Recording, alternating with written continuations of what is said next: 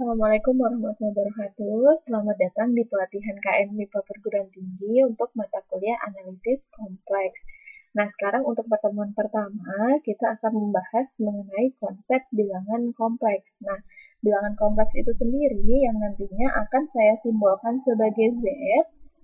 Z sendiri itu terdiri dari X dan Y yang akan kita tulis dalam bentuk Z sama dengan X plus YI. Nanti X-nya mewakili bilangan di sumbu X dan Y-nya mewakili bilangan di sumbu Y. Kemudian ada I. I di sini adalah bilangan imajiner atau bilangan kompleks yang besarannya adalah akar negatif 1. Berarti nanti kalau kalian punya I kuadrat, besarannya berarti akar negatif 1 dikuadratkan, hasilnya minus 1. Lalu kemudian ada lagi bentuk lain nih yang bisa merepresentasikan bilangan kompleks, yaitu dalam bentuk polar. Jadi Z bisa ditulis sama dengan R cis T. R cis T ini, cis T-nya sendiri itu bisa dijabarkan menjadi cos T plus I sin T, di mana R-nya itu merupakan modulus atau panjang dari bilangan kompleks Z yang besarannya sama dengan akar dari X kuadrat plus Y kuadrat. Sedangkan T sendiri itu adalah argumen dari bilangan kompleks Z atau sudut yang dibentuk dari gambar bilangan kompleks Z terhadap sumbu X. Atau bisa dicari dengan rumus tan inverse atau arcus tan dari Y per X. Ingat bahwa kalau argumen Z atau T itu besarnya hanya boleh dari kisaran minus Pi sampai Pi. Lebih dari itu tidak boleh, jadi harus dinyatakan dalam interval min Pi sampai Pi. Kemudian di sini bisa dilihat untuk representasi geometrinya. Kalau kita punya Z sama dengan X plus YI, artinya apa?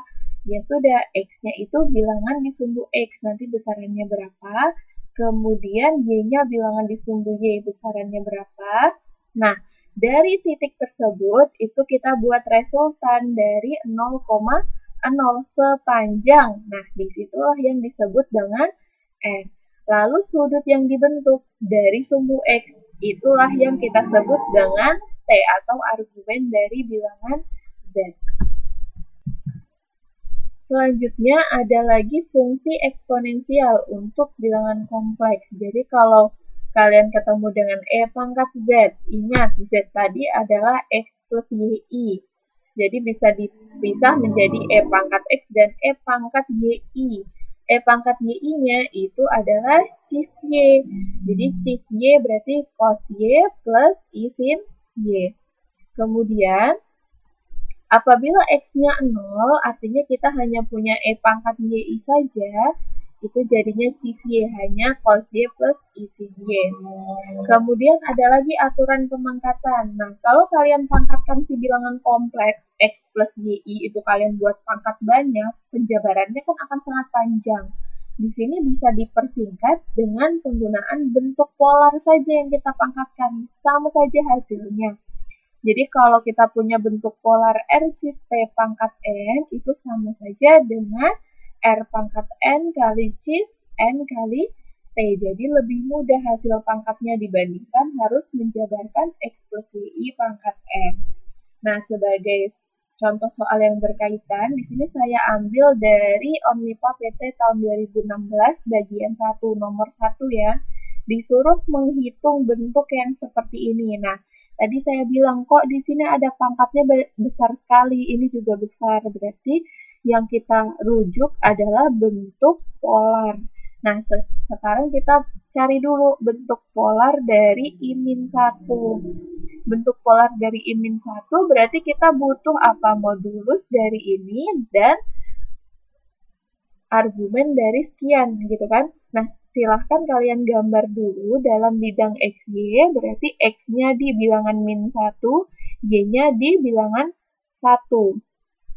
Sehingga kalau kalian buat garisnya, dia berada di kuadran 2 kan? Panjangnya akar dari min 1 kuadrat ditambah 1 kuadrat. Jadinya akar 2. Argumennya sendiri dia ada di sudut 3pi per 4. Itu dihitung dari sumbu X ke garis tersebut gitu ya.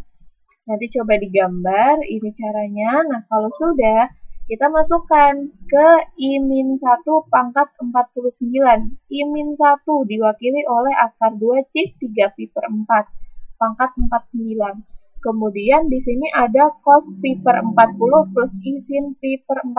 Berarti cis pi per 40 dipangkatkan 10. Nah, di sini bentuk polar kalau kena pangkat sama saja dibuat akar 2 pangkat 49 dikali cis, di dalam cisnya perkalian 3 pi per 4 dikali pangkatnya tadi 49. Kalau yang bentuk berikutnya 10 berarti jadi cis pi per 40 kali 10. Setelah disederhanakan bentuknya jadi sekian ini. Nah, sekarang kita lanjutkan lagi. Nah, di sini berikutnya cis 147 pi per 4 itu sama saja dengan menulis E pangkat 147 pi per 4 I gitu kan. Dikalikan E pangkat ini juga sama pi per 4 I. Jadinya E pangkat penjumlahan dari si pangkatnya 37 pi I. Atau bisa ditulis sebagai cis 37 pi. Kalau mau dari sini juga boleh langsung, berarti kalau kalian punya cis dikalikan dengan cis, nanti tinggal di dalamnya cis ini kita jumlahkan. Jadinya sama 37 pi. Kemudian besaran 37 pi itu kan setara dengan besarnya pi. Hanya saja dia berkali-kali berputar gitu kan. Lalu di sini kita jabarkan untuk cis pi. Cis pi berarti cos pi. Cos pi itu minus 1 plus I sin pi. Sin pi-nya 0. Jadi tinggal minus 1 saja. Minus 1 dikalikan dengan akar 2 pangkat 49. Jadi hasil akhirnya minus akar 2 pangkat 49. Sampai sini kalau ada pertanyaan silahkan. Kalau belum saya lanjut ke soal berikutnya. Soal berikutnya saya ambil dari tahun 2017 bagian 1 nomor 1. Ditanyakan berapa banyak akar berbeda dari persamaan Z pangkat 12 sama dengan 1 yang bukan bilangan real. Berarti yang mengandung I. Nah, di sini kita selesaikan dulu. Cari penyelesaian Z pangkat 12 sama dengan 1. Berarti R cis T pangkat 12 sama dengan 1. Jadinya R pangkat 12 kali cis 12T sama dengan, di sini saya buat 1 kali 1. Nah, untuk memperjelas karena yang satu punyanya R, yang satu punyanya cis. Kenapa yang cis saya buat 1? Karena cis itu kan isinya cos dan sin. Jadi maksimal nilainya itu adalah 1. Jadi bisa 1 plus I, atau 1 saja, atau 1 min I, atau min 1 plus I, terserah. Cuman di sini yang lebih mudah, saya buat jadi 1. Berarti kan di sini juga sisaannya, yaitu 1. Kemudian, berarti kita bisa simpulkan tuh yang R12 itu 1, R pangkat 12, jadi R-nya 1. Kemudian ada cos 12T plus I sin 12T yang tadi saya buat 1, berarti itu ditulis dalam bentuk 1 plus 0I. Jadi, 1 punyanya cos 12T dan 0 punyanya sin 12T. Nah, sekarang perhatikan, kapan 12T ini harus sebesar berapa agar cos-nya 1 dan sin-nya 0, yaitu pada saat 12T-nya itu sebesar 0 derajat. 0 derajat berputar ke 0 lagi, ke 0 lagi, berarti perputarannya satu lingkaran. Jadi ditambah 2K pi untuk K anggota bilangan bulat. Nah, kalau sudah, berarti di sini T-nya tinggal sekian ini dibagi 12. Nah, sekarang kita coba lihat akarnya. Bentuk umum akarnya berarti R cis T. Jadi R-nya tadi 1, cis T, T-nya Kv per 6. Nah, untuk yang berikutnya tinggal kita jabarkan untuk masing-masing nilai K. Nah, dijabarkan untuk masing-masing nilai K yang berkemungkinan. Nah, di sini harusnya dikasih tambahan aja ya, K-nya untuk 0, 12, dan seterusnya, seperti yang di bagian sini. Nah, ini untuk kemungkinan nilai-nilainya. Ternyata ada 12 nilai. Dari 12 nilai tersebut, yang bukan bilangan real, itu ada sebanyak 10. Yang bilangan real ada 2, yaitu di 1 dan minus 1.